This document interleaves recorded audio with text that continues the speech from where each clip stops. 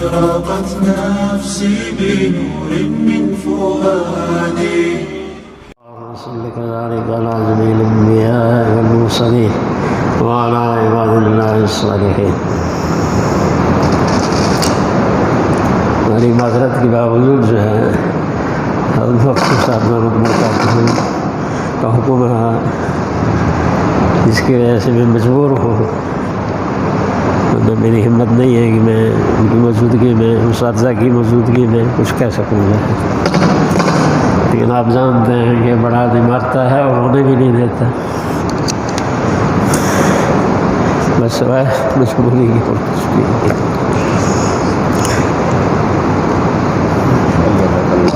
حضرت امام بخاری رحمۃ اللہ علیہ کی جو ولادت بسعادت ہے وہ 194 ہجری میں ہے، 194 ہجری کے اندر ہے،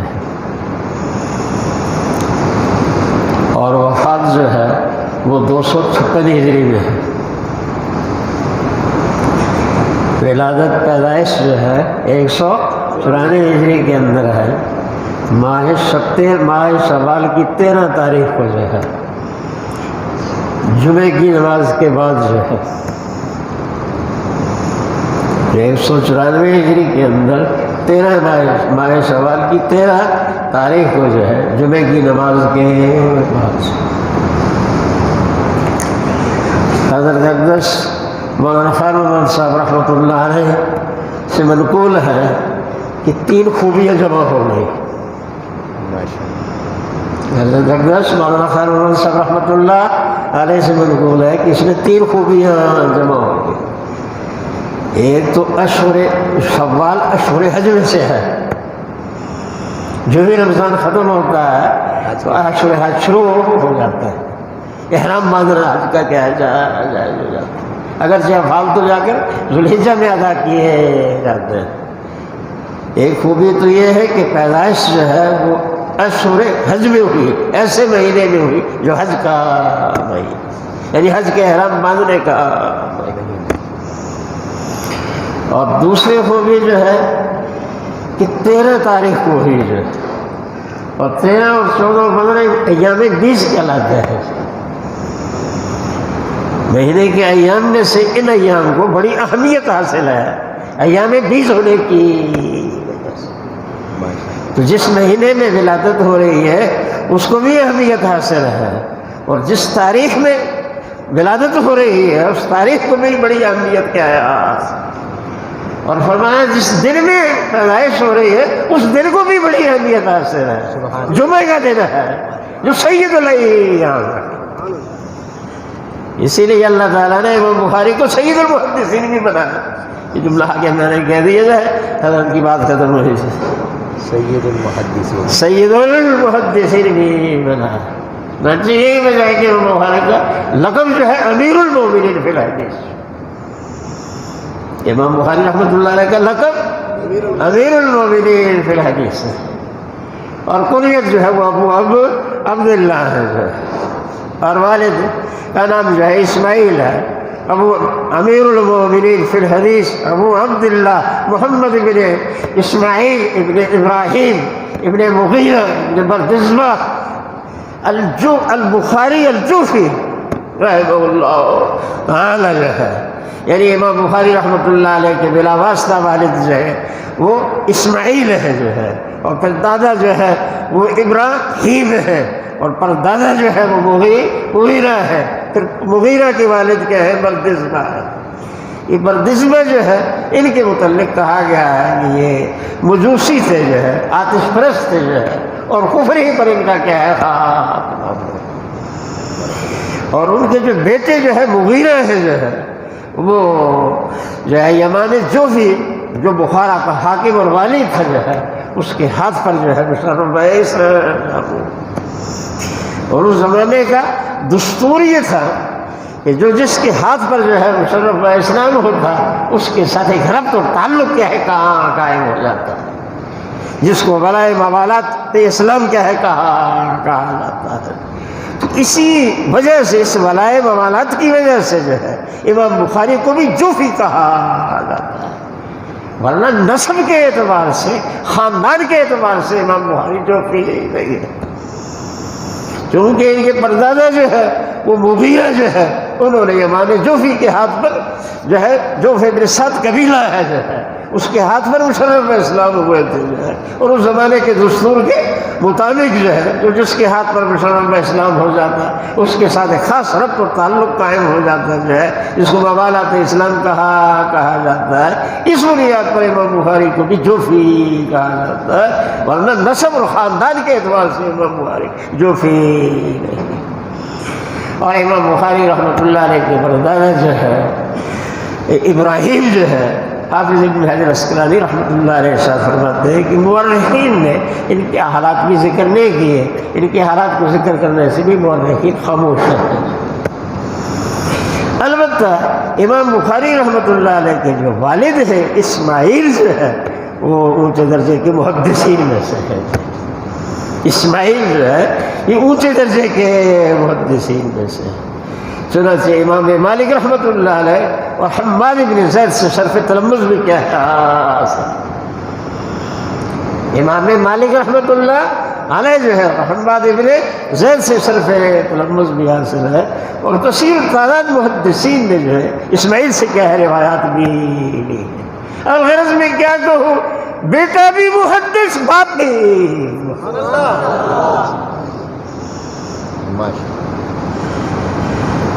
جیسا قریب زمانے میں ہندوستان کے اندر شیخ عبدالحق دہلوی رحمۃ اللہ علیہ خود بھی محدث ہیں، ان کے بیٹے نور الحق وہ بھی محدث ہیں، اور ان کے پوتے شیخ الاسلام وہ بھی محدث ہیں۔ چنانچہ بخاری کی جو ہے شرح لکھی ہے جو ہے نور الحق بیٹے نے بھی اور پوتے نے بھی۔ شیخ محدث عبدالحق دہلوی رحمۃ اللہ علیہ کی نے کہ بیٹے نور الحق کی رائے ہوئی، اجازت مانگی والد سے کہ میں مشکات کی شرح لکھنا چاہتا ہوں۔ ارشاد فرمایا مشکات کی شرح تمہارے بس کی بات نہیں ہے، میں خود لکھوں گا، تم بخاری کی شرح لکھو، اس لیے کہ مشکات کے اندر تو مختلف کتابوں کی حدیثیں آ رہی ہیں، 13 سے زائد محدثین کی کتابوں کی حدیثوں کا مجموعہ کیا ہے جس کے ہاتھ، تو تم بخاری کی شرح لکھو۔ چنانچہ بیٹے نور الحق نے جو ہے بخاری کی شرح لکھی، اور پھر تک پوتا جو ہے شیخ الاسلام کے نام سے مشہور ہے، اس نے بھی بخاری کی شرح لکھی۔ کوئٹہ سے جو تحصیل القاری چھپی ہے اس کے حاشیے پر جو ہے نا وہ شیخ الاسلام جو پوتا ہے اس کی شرح۔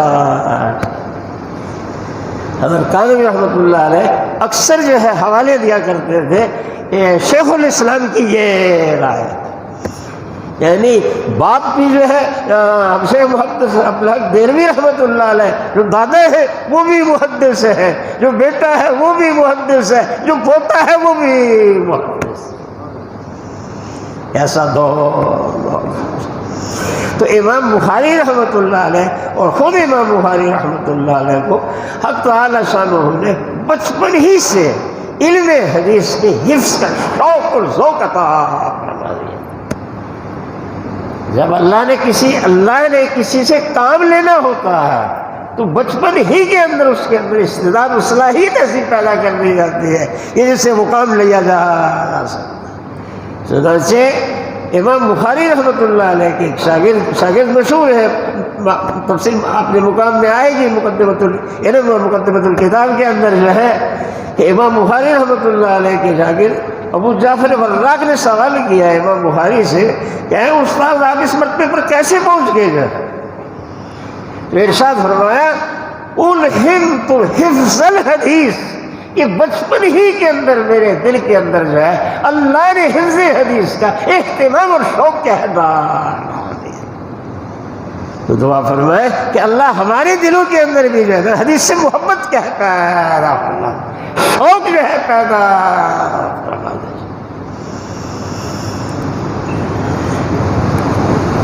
یہ کتاب جو مجموعہ ہے آپ کے سامنے جو ہے بالاتفاق اصح الکتب بعد کتاب، یہ ویسے نہیں ہے صف الکتب بعد کتاب اللہ، اس کی اصف الکتب بعد کتاب اللہ ہونے میں مصنف امیر المؤمنین امام بخاری رحمۃ اللہ علیہ کے تقوی اور طہارت کا دخل ہے۔ مصنف کی عظمت پر دال ہوتی ہے۔ امام بخاری رحمۃ اللہ علیہ کے تقوی کے متعدد حوالے سے واقعات ذکر کیے گئے ہیں، جو ہے من جملہ ان میں سے یہ بھی ذکر کیا گیا ہے۔ امام بخاری رحمۃ اللہ علیہ جو ہے ایک موقع پر جو ہے نماز پڑھ رہے تھے، تو زبور نے جو ہے 11 مرتبہ ان کی پشت پر ڈنگ مارا جو ہے، لیکن انہوں نے نماز میں کوئی حرکت نہیں۔ نماز سے فارغ ہونے کے بعد جو ہے اپنے تلمیذ سے ارشاد فرمایا کہ کرتا اٹھا کر دیکھو کیا ہے۔ جب دیکھا گیا تو وہ زبور نے 11 جگہ ڈنگ مارا، اور ہماری حالت کیا ہے؟ پسینہ آ جائے نماز کے اندر ادھر ادھر۔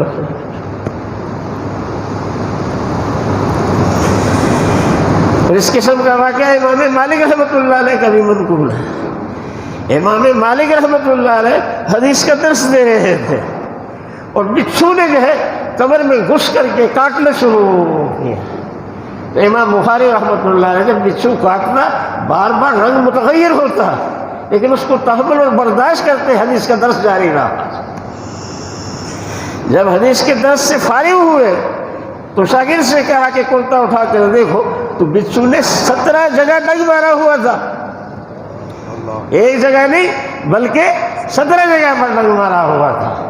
آپ اندازہ لگائیں ہمارے حال کے ساتھ چمٹی کاٹ دیتی ہے ہماری کیا حال، بچھو کا ڈنگ، اور وہ بھی 17 جگہ جو ہے۔ تو شاگرد نے عرض کیا کہ آپ نے اسی وقت کیوں نہیں اس کا دفاع کیا، کیوں نہیں بتلا دیا؟ فرمایا حدیث کی عظمت کی وجہ سے میں نے حدیث کے تسلسل کو ختم نہیں کیا تاکہ حدیث کے درس میں فرق نہ آئے، اجلالا لعظمت الحدیث، حدیث کی عظمت کی وجہ سے میں نے نقوہ کرتا۔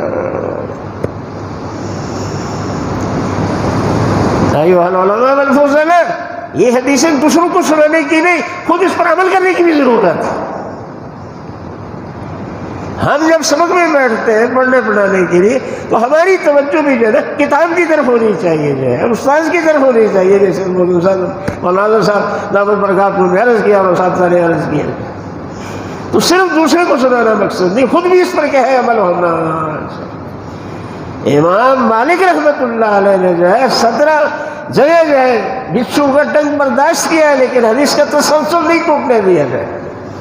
اور یہاں معمولی سے عذر پیش آ جائے جو ہے جناب جو ہے حدیث چھوڑ کر کے بیت الخلاء کی طرف کیا ہے اپنے موبائل کی طرف جو ہے توجہ کر لی، دوسری چیزوں کی طرف توجہ کر لی، دائیں طرف دیکھ لیا، بائیں طرف دیکھ لیا، یہ نقل و حرکت شروع کر دی ہے، اس سے علم نہیں ہے۔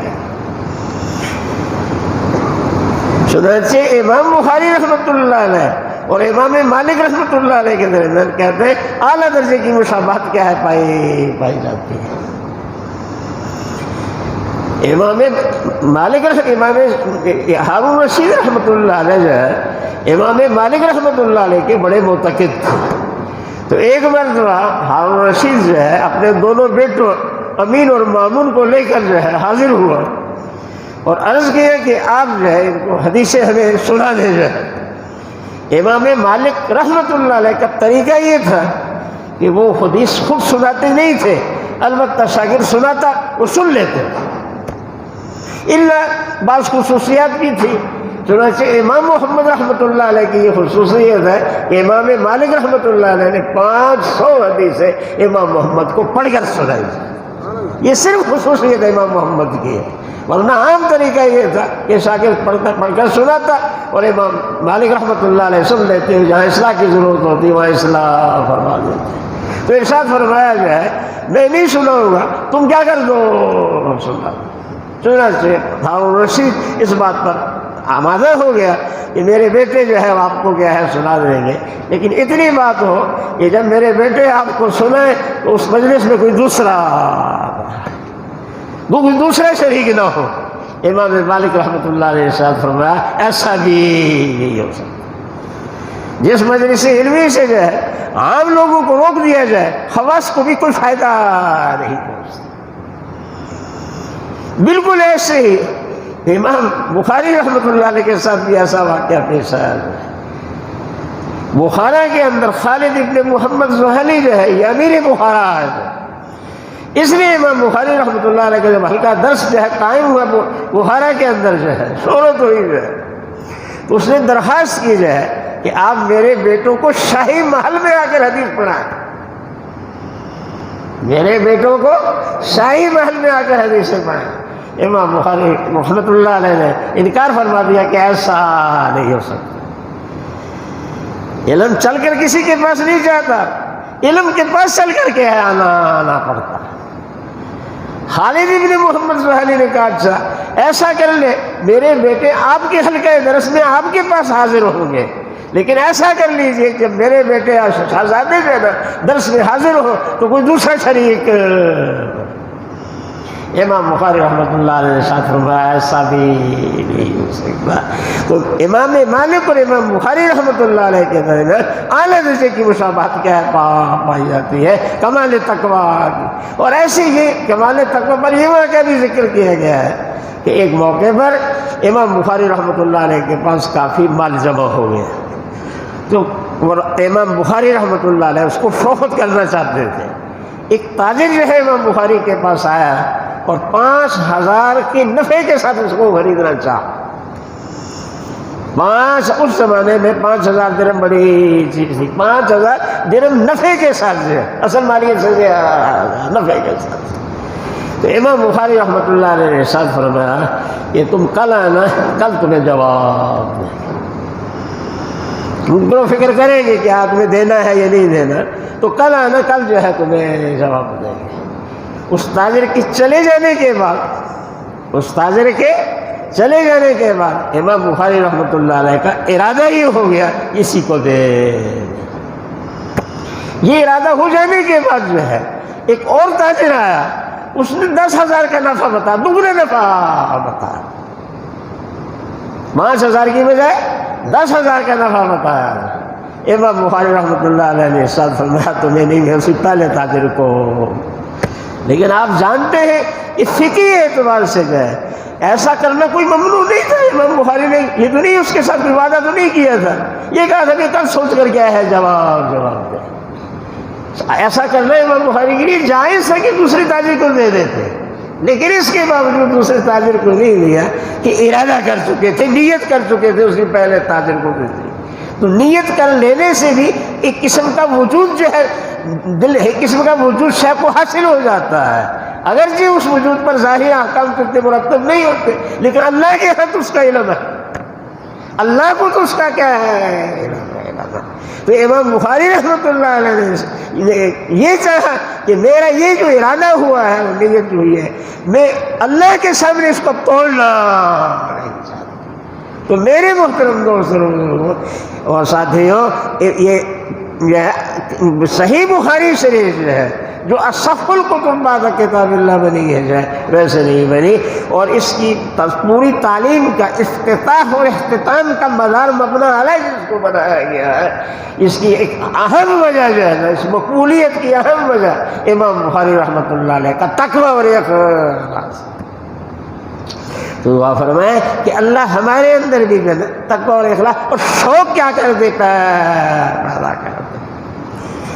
امام حضرت محترم صاحب دامت برکاتہ نے بابت کی اجمالی غرض، قرآن والی حدیث کی بھی اجمالی غرض جو ہے بیان کر دی، اور تفصیلی علمی مباحث جو ہے وہ دارالحدیث میں حضرت بیان فرما دیں گے۔ میں اتنے کہنے پر اکتفا کروں گا جو ہے کہ اپنے اندر جو ہے علمی ذوق پیدا کریں، شوق پیدا کریں گے کہ پڑھنے میں سکون محسوس ہو، پڑھنے میں سکون محسوس ہو جائے۔ جس طرح گرمی کے موسم کے اندر جو ہے انتہائی کہ پنکھے کے نیچے آ جائے تو اس کو سکون کیا ہے اور ایئر کنڈیشن میں چلا جائے تو اور زیادہ سکون معلوم ہو۔ تو ایسے پڑھنے کے اندر جو ہے دلی سکون کیا ہو معلوم۔ سفیان ثوری رحمۃ اللہ علیہ سے منقول ہے، وہ ارشاد فرماتے ہیں لو عالم الملوک ما کنا فی لحاربنا بالسیوف، اگر ان بادشاہوں کو وہ لذت اور راحت اور سکون جو ہمیں حاصل ہے علم پڑھنے پڑھانے میں، وہ ان کو معلوم ہو جائے تو یہ ہمارے ساتھ تلواریں لے کر کے لڑائی پر جو ہے آمادہ ہو جائے کہ وہ سکون ہمیں کیا کر دو دے. لو علم الملوک ما كنا فی لحاربنا بالسیوف. اور ایک زمانہ ایسا تھا کہ بادشاہ بھی جو ہے نا وہ علمی مذاکرے سے سکون حاصل کرتے ہیں. اللہ کرے ہمارے بادشاہوں کو بھی اللہ یہ توفیق نصیب فرمائے کہ وہ علم دین علماء کے مذاکرے کرائیں اور ان سے علمی مذاکرے. چنانچہ ہارون رشید رحمۃ اللہ علیہ جو ہے علماء سے محبت کرتے تھے، علماء کو اپنی مجلس میں بلاتے جو ہے اور ان سے علمی مذاکرے کرواتے. ایک موقع پر جو ہے امام شافعی رحمۃ اللہ علیہ مجلس میں حاضر تھے، جو ہے کسی عالم اور امام شافعی رحمۃ اللہ علیہ کے سامنے آپس میں مکالمہ ہو رہا. تو اس امام شافعی سے اس عالم نے جو ہے بڑے پیچیدہ مشکل سوالات کیے. چشتہ نے پوچھنی ویسے ممنوع ہے جو ہے، لیکن اگر کوئی ابتدا کر دے جو ہے پھر گنجائش ہے کہ آپ بھی ایک دو کیا کر لیں پوچھ لیں. تو مشکل مسائل اس نے امام شافعی سے دریافت کیے گئے. امام شافعی پھر بدیع ہے جواب دیتے رہے. جب جواب سے فارغ ہوئے کہا اب میری بھی باری ہے، جو ایک مسئلہ ہمارا بھی ہے وہ ہمیں کیا کرو بتاؤ. کہا کیا مسئلہ ہے؟ کہا مسئلہ یہ ہے کہ ایک شخص فوت ہو گیا اور اس کی بہن کو جو ہے اور 600 درہم جو ہے 600 روپیہ سمجھ لیں آپ، 600 درہم اس نے ترکہ چھوڑا اور اس کی بہن کو صرف 1 درہم ملا ہے. تو بتاؤ صورت مسئلہ کیا ہو. یہی شخص فوت ہو گیا ہے اور اس نے ترکے کے اندر اپنے وراثت کے اندر 600 درہم جو ہے چھوڑے ہیں اور اس کی بہن کو جو ہے صرف 1 درہم ملا ہے جو ہے. تو بتاؤ صورت مسئلہ کی کیا، کل وارث کتنے ہوں گے تاکہ قاعدہ شرعی کے مطابق جو ہے بہن کو صرف 1. فسکت وہ تو خاموش ہو گیا، کوئی جواب نہ دے سکتا. ہارون رشید طرف اٹھا یا آخر صورت مسئلہ کی کیا ہے. تو ایسا عرض کیا کہ امام شافعی رحمۃ اللہ علیہ سے کہ آپ خود ہی بتائیں کہ صورت مسئلہ کی کیا.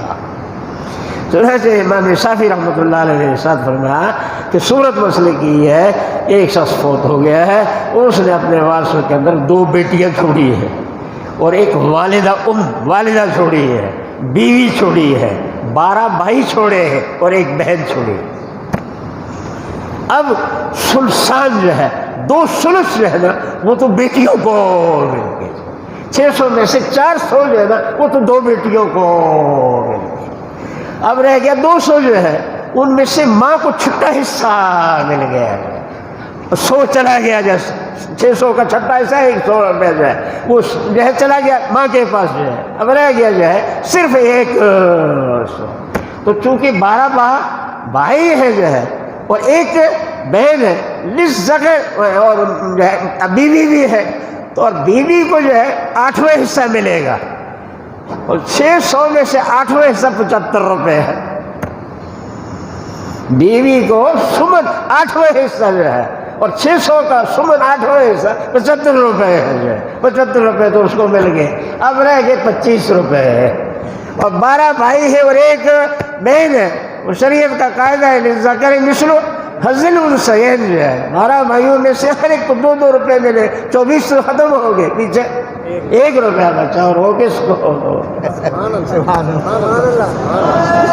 علمی گزار. ایک مرتبہ جو ہے اور رشید رحمۃ اللہ علیہ کی مجلس کے اندر جو ہے امام اصمعی رحمۃ اللہ علیہ اور قصائی جو ہے اکٹھے ہوئے جو ہے.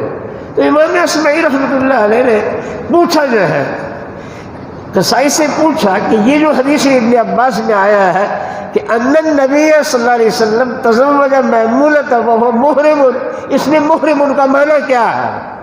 مسئلہ تو اپنی جگہ میں آئے گا جو ہے، ترمذی میں آئے گا، حدیث کی دیگر کتابوں میں بھی آئے گا. احناف کے ہاں احرام کی حالت کے اندر نکاح کر لے کوئی شخص تو جائز ہے، جس مقصد کے لیے گیا ہے اسی میں مشغول رہنا چاہیے. لیکن اگر کہیں موقع مل رہا ہے، نکاح ہو گیا، ایجاب و قبول ہو گیا تو احکام مرتب ہو جائیں گے، نکاح منعقد ہو جائے گا. اور ائمہ ثلاثہ کا موقف جو ہے نا اس مسئلے میں بڑا سخت ہے، وجودہ وعدمہ سوا. وہ کہتے ہیں باطل ہے یہ نکاح جو ہے، سرے سے منعقد ہی نہیں ہو. اور حنفیہ کی دلیل حدیث ابن عباس ہے کہ ان النبی صلی اللہ علیہ وسلم تزوج میمونۃ وہو محرم، کہ نبی کریم صلی اللہ علیہ وسلم نے ازواج مطہرات میں سے حضرت میمونہ رضی اللہ تعالیٰ عنہ کے ساتھ نکاح کیا، وہ احرام کی حالت میں کیا، اس حال میں کہ آپ محرم تھے، احرام کی حالت میں. حنفیہ اس کا یہ معنی کرتے ہیں. تو امام اشعری نے قصائی سے پوچھا کہ بتاؤ اس حدیث کے اندر ان النبی صلی اللہ علیہ وسلم تزوج میمونۃ وہو محرم، محرم کا کیا معنی؟ تو قصائی نے کہا کہ محرم کا معنی داخل فی الحرم، داخل فی الحرم، کہ اس وقت نبی کریم صلی اللہ علیہ وسلم حرم مکہ میں داخل تھے، جو ہے حرم شریف میں داخل تھے. یہ معنی نہیں کہ احرام کی حالت میں. اس پر امام اشعری نے کہا کیا دلیل ہے کہ محرم کا معنی داخل فی الحرم ہے؟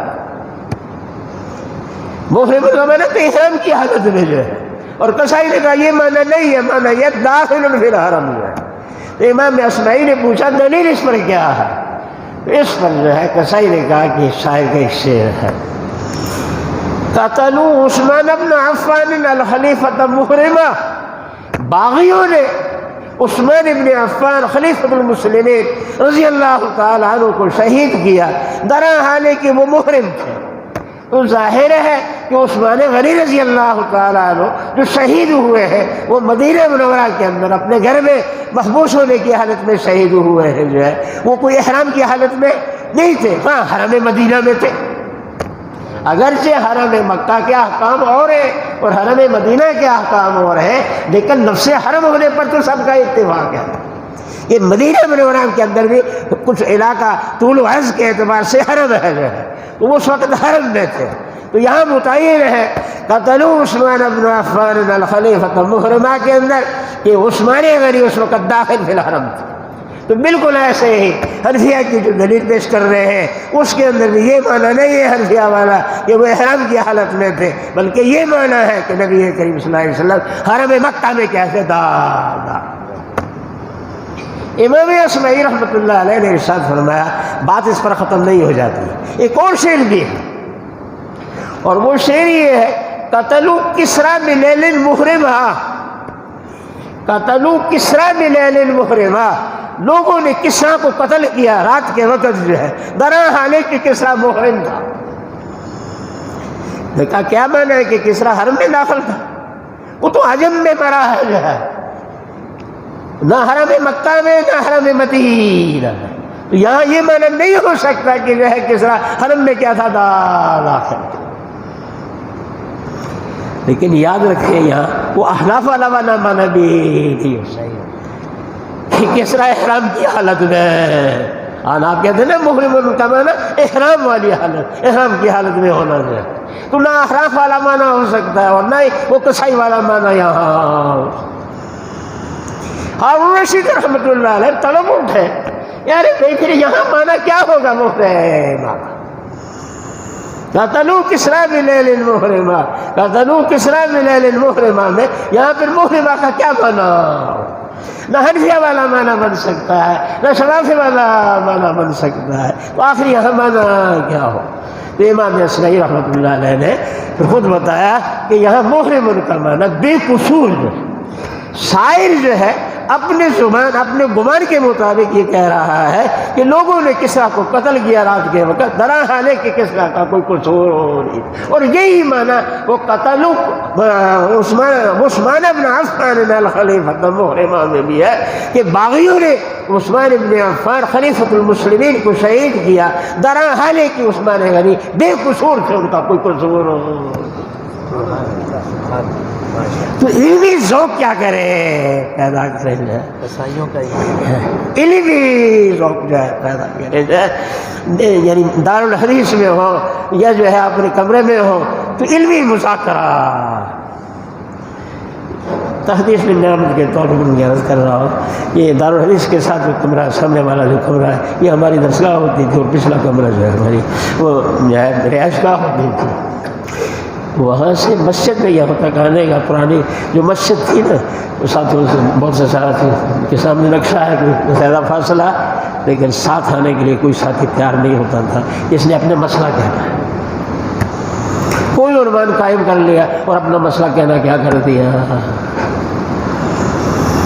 اپنا وقت ضائع نہ کریں گے نا، علمی مذاق چلتے پھرتے یہاں مولانا تقی عثمانی دامت برکاتہ العالیہ تشریف لائے، ایک موقع پر بیان فرمایا اور طالب علم کی تاریخ جو ہے بیان کی، اپنے والد مفتی مولانا شمشی صاحب رحمۃ اللہ علیہ کے حوالے سے ارشاد فرمایا کہ مفتی شمشی صاحب رحمۃ اللہ علیہ ہمارے والد طالب علم کی تاریخ یہ بتاتے تھے کہ طالب علم وہ ہے کہ ہر وقت اس کے ذہن میں کوئی نہ کوئی مسئلہ گھومتا رہے، اس ہر وقت جو ہے نا اس کے ذہن کے اندر کوئی نہ کوئی مسئلہ گھومتا۔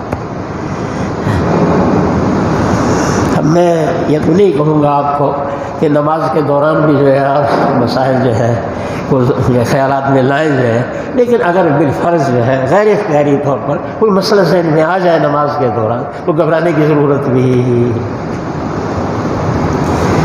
غازی رحمۃ اللہ علیہ جو ہے تھانوی رحمۃ اللہ علیہ کے حوالے سے ایک قصہ سناتے تھے کہ امام غزالی رحمۃ اللہ علیہ کے جو ہے ایک بڑے بھائی تھے، جو ہے وہ امام غزالی کے پیچھے نماز نہیں پڑھتے تھے، وہ امام غزالی کے پیچھے نماز نہیں پڑھتے تھے۔ تو ایک دن امام غزالی نے اپنی والدہ سے، والد کا سایہ سر سے اٹھ چکا ہوگا تو اس لیے شکایت جو کی وہ کس سے والدہ سے کی کہ میرے بھائی کا حال یہ ہے کہ میرے پیچھے نماز نہیں پڑھتا، اور ایک دن ایسا ہوا کہ نماز پڑھنی شروع کی اور نماز کے دوران جو ہے نماز توڑ کر الگ نماز پڑھ کر کے چلے۔ دیکھو نا یہ ادنا درجہ تو یہ ہے چلو نماز نہ پڑھو، اس سے بڑھ کر نماز کے دوران جو ہے نماز توڑ کر وہ چلے۔ تو امام غزالی نے والدہ سے عرض کیا کہ میرے بھائی کا یہ قصور کہ نماز شروع کرنے کے بعد جو ہے نماز کو توڑ کر کیا ہے الگ پڑھ کر کے نماز کیا ہے چلے گئے، یہ نامناسب حرکت انہوں نے۔ تو والدہ نے جو ہے اپنے بیٹے کو بلایا، امام غزالی کے بھائی کو بلایا جو ہے، تو پوچھا بھائی تم نے ایسی حرکت نماز کیوں ان کے پیچھے نہیں پڑھتے ہو اور تم نے ایسی حرکت کیوں کی آج جو ہے؟ انہوں نے کہا ہمارے بھائی صاحب کا حال یہ ہے کہ جب یہ نماز پڑھانی شروع کرتے ہیں تو دین مسائل میں غور و فکر شروع کر دیتے ہیں، مسائل میں غور و فکر شروع کر دیتے ہیں، اور آج کے دن ایسا ہوا ہے کہ انہوں نے جب نماز شروع کی تو مسائل متعلقہ بدم الحیض کے اندر غور و فکر شروع کر دی، مسائل متعلقہ بدم الحیض کے اندر غور و فکر شروع کر دی۔ تو جس امام کا یہ حال ہو اس کے پیچھے میری نماز کیسے ہوگی؟ چلو کوئی حج کا مسئلہ ہو یا اور طواف کا مسئلہ ہو، لیکن مسئلہ بھی کس قدم ہے ایسے متعلق مسائل میں غور و فکر شروع کر دیا ہے، تو ایسے امام کے پیچھے میری نماز کیسے؟ پتہ نہیں ہماری والدہ ہوتی یا آپ کی والدہ ہوتی کیا فیصلہ فرماتی ہے۔ تو وہ امام غزالی رحمۃ اللہ علیہ کی والدہ تھی، انہوں نے کہا بیٹے سے کہا، امام غزالی کے بھائی سے کہا کہ تو بڑا مجرم ہے، تو زیادہ مجرم ہے، تجھے کس نے یہ حق دیا کہ نماز کے دوران حق تعالی شانہ سے توجہ ہٹا کر کے اپنے امام کی کیفیت کو معلوم کرو؟ اور امام غزالی رحمۃ اللہ علیہ کا جو ہے فی الجملہ حق تعالی شانہ سے تعلق باقی رہا، اس لیے کہ مسائل شریعت جو ہے وہ بھی جو ہے اللہ کی طرف سے ہے، تو مسائل شریعت کے اندر غور و فکر کرنا گویا فی الجملہ تعلق ہے حق تعالی شانہ کے ساتھ، اور تمہارا جو ہے حق تعالی شانہ سے توجہ ہٹا کر کے جو ہے نا صرف اپنے امام کی کیفیت کو معلوم کرنا، حق تعالی شانہ سے بالکل یہ توجہ منقطع ہو گئی اور مخلوق کی طرف ہوئی، تو زیادہ مجرم ہے بنسبت کس کے امام غزالی۔ تو میرے عزیز ساتھی جو ہے میں یہ تو نہیں کہوں گا کہ آپ جو ہے نماز کے دوران بھی جو ہے اپنے اختیار سے مسائل کو جو ہے وہ فکر کریں جو ہے، لیکن اگر غیر اختیاری طور پر کوئی مسئلہ آ ہی جائے تو زیادہ پریشان ہونے کی بھی ضرورت نہیں ہے۔ تو علمی ذوق کیا ہے پیدا کریں۔ نبی کریم صلی اللہ علیہ وسلم کو ازواج مطہرات میں سے ام المؤمنین حضرت عائشہ رضی اللہ تعالیٰ عنہ کے ساتھ جو ہے محبت زیادہ، اور اس محبت کا منشا جو ہے کوئی ظاہری حسن نہیں تھا بلکہ حسن باطنی تھا، ورنہ حضرت زینب دیگر بعض ازواج مطہرات حسن میں ان سے بھی کہتی زیادہ تھی، لیکن جو ہے زیادہ قلبی لگاؤ جو تھا وہ ام المومنین حضرت عائشہ رضی اللہ تعالیٰ عنہ کے ساتھ تھا نبی کے حسن معنوی کی وجہ سے، جس کو نبی ادراک کر سکتا ہے، غیر نبی ادراک نہیں کر سکتا ہے۔ اور وہ حسن معنوی کیا تھا؟ علمی استعداد تھی۔ علمی استعداد ازواج مطہرات میں سے سب سے زیادہ ام المومنین حضرت عائشہ رضی اللہ تعالیٰ عنہ، جس کے کئی جو ہے ثمرات اور نتائج ہے۔ آپ مشکات میں حدیث پڑھ کے آئے ہیں جو ہے کہ 15ویں شعبان کی جو شب ہے، اس رات کو نبی کریم صلی اللہ علیہ وسلم جو ہے جنت البقیع میں تشریف لیں گے۔ تو ام المومنین حضرت عائشہ رضی اللہ تعالیٰ عنہ کے دل میں یہ خیال پیدا ہوا کہ شاید میری باری میں نبی کریم صلی اللہ علیہ وسلم کسی دوسری زوجہ محترمہ کے گھر چلے گئے۔ تو تعاقب شروع کیا جو ہے ام المومنین حضرت عائشہ رضی اللہ تعالیٰ عنہ نے نبی کریم صلی اللہ علیہ وسلم کا۔ تو جنت البقیع میں دیکھا، دعا کے اندر کیا تھے مشغول تھے، تو واپس آ گئی۔ لیکن نبی کریم صلی اللہ علیہ وسلم سمجھ گئے کہ عائشہ کے دل میں شاید یہ خیال کیا ہے پیدا ہوا، تو عائشہ واپس آ کر کے جب لیٹ گئی اور سانس کھلا ہوا تھا، پیچھے سے نبی کریم صلی اللہ علیہ وسلم تشریف لائے جو ہے، آپ نے جو ہے یہ جملہ ارشاد فرمایا، یہ سوال کیا، اکنت تخافین ان یخیف اللہ علیک ورسولہ، اکنت تخافین ان یخیف اللہ علیک ورسولہ، کیا تم نے خوف محسوس کیا، تم ڈر گئے اس بات سے کہ اللہ اور اللہ کے پیغمبر تم پر ظلم و زیادتی کریں گے؟ اللہ کا ذکر تو تبرک کے طور پر ہے، زمین کے طور پر کہ اللہ کے پیغمبر جو ہے تم پر زیادتی کریں گے، یہ باری تمہاری ہو اور پھر دوسری زوجہ محترمہ کے ہاں چلے گئے۔ اکنت تخافین ان یخیف اللہ علیک ورسولہ، کیا تم نے خوف کیا اس بات کا کہ اللہ اور اللہ کے پیغمبر جو ہے تم پر ظلم و زیادتی کریں گے؟ یہ حضور اہل علم یہ کہتے ہیں، علماء یہ کہتے ہیں کہ حضور اکرم صلی اللہ علیہ وسلم کا یہ کہ ایسا سوال تھا جو ہے جس کا جواب ام المومنین ہی دے سکتی ہے، اس کے بس کی بات نہ یہاں نعم کے ساتھ جواب دیا، بلا کے ساتھ جواب دیا، نہ نعم اور بلا کے ساتھ جواب دیا جا سکتا ہے اور نہ ہی لا کے ساتھ جواب دیا جا سکتا۔ اگر نعم اور بلا کے ساتھ جواب دیتی ہے تو حضور اکرم صلی اللہ علیہ وسلم اور اللہ کی طرف حیف اور ظلم اور زیادتی کی نسبت ہو جاتی ہے، ظلم و زیادتی کی نسبت اللہ اور اللہ کے پیغمبر کی طرف ہو جاتی ہے، جو کفر صریح ہے جو، اور اگر لا کے ساتھ جواب دیتی ہے تو واقعہ کے خلاف ہے۔ دل میں تو خیال پیدا ہوا تھا نا کہ نبی کریم صلی اللہ علیہ وسلم کسی دوسرے زوجہ محترمہ کے ہاں چلے، تو نہ نعم اس بات کے ساتھ جواب دیا جا سکتا ہے اور نہ نفی کے ساتھ جواب دیا جا سکتا۔ اس سوال کا جواب ام المومنین ہی دے سکتی ہے اپنی کمال فصاحت و بلاغت کی وجہ سے۔ چنانچہ ام المومنین نے عرض کیا، انی ظننت انک اتیت بعض نسائک، انی ظننت انک اتیت بعض نسائک، میں نے یہ گمان کیا کہ آپ اپنی ازواج مطہرات میں سے کسی زوجہ محترمہ کے ہاں گئے ہو۔ تفسیرانی کی بارگاہ میں حاضر لیے بغیر انسان قرآن میں چل سکتا ہے نہ حدیث میں۔ علامہ تفسیرانی یہ کہتے ہیں کہ ایجاز کو چھوڑ کر جب اطناب کو اختیار کیا جائے ہے تو وہاں کوئی نہ کوئی زائد فائدہ بتلانا ہوتا، یہاں ایجاز تو ہو ہی نہیں سکتا، نہ نفی کے ساتھ نہ اس بات کے ساتھ، تو لمبا جواب دیا، انی قد ظننت انک اتیت بعض نسائک، کہ اے اللہ کے پیغمبر میں نے گمان کیا اس بات کا کہ آپ اپنی ازواج مطہرات میں سے کسی زوجہ محترمہ کے ہاں چلے گئے ہوں گے۔ یہ گمان میرا کرنا اس حیثیت سے نہیں، ظلم و حیف اور ظلم و زیادتی ہونے کی حیثیت سے نہیں تھا، بلکہ اس حیثیت سے تھا کہ آپ اللہ کے پیغمبر کی کچھ خصوصیات ہیں، تو ممکن ہے آپ کے لیے یہ خصوصیت ہو کہ ایک بیوی کی باری کے اندر آپ دوسری بیوی کے پاس کیا ہے چلے، اس حیثیت سے نہیں کہ یہ ظلم و زیادتی ہے، بلکہ اس حیثیت سے کہ کہ آپ اللہ کے پیغمبر ہیں اور آپ کی کچھ خصوصیات ہیں، ہو سکتا ہے کہ آپ کو اللہ کی طرف سے اجازت ہو کہ ایک بیوی کی باری ہو، اس کے اندر آپ دوسری بیوی کے پاس کیا ہے چلے جائیں۔ اسی طرح بخاری شریف کے اندر اور بھی نظائر آئیں گے، ام المؤمنین کی فصاحت بلاغت کے ثمرات اور نتائج جو ہے، تو علمی ذوق کیا کرے پیدا کرے جو ہے۔ باپ کے متعلق میں نے بات عرض نہیں کی، اس لیے کہ حضرت محترم صاحب احمد ملاقات ہم نے اجمالی تفصیل بھی بتا دی کہ امام بخاری رحمۃ اللہ علیہ نے انوکھا انداز اختیار کیا، سر فہرست جو ہے وہ بدایت وحی کے باب کو، ایک تو اسی وجہ سے کہ پورے دین کا مدار اور مبدا جو ہے وہ وہی ہے، اور دوسرے اس وجہ سے بھی جو ہے کہ تعلق طرفین سے ہوتا ہے، تعلق طرفین سے ہوتا ہے۔ ایک تعلق حق تعالی شانہ کا اپنے بندوں سے، اور دوسرا تعلق بندوں کا حق تعالی شانہ سے۔ حق تعالی شانہ کا اپنے بندوں سے جو تعلق ہے، اس کا آغاز وہی سے ہوتا ہے۔ حق تعالی شانہ کے تعلق کا اپنے بندوں سے ساتھ جو تعلق ہے، اس کا آغاز جو ہے وہ کس سے، ابتدا جو ہے وہ کس سے ہوتی ہے، وہی سے ہوتی ہے۔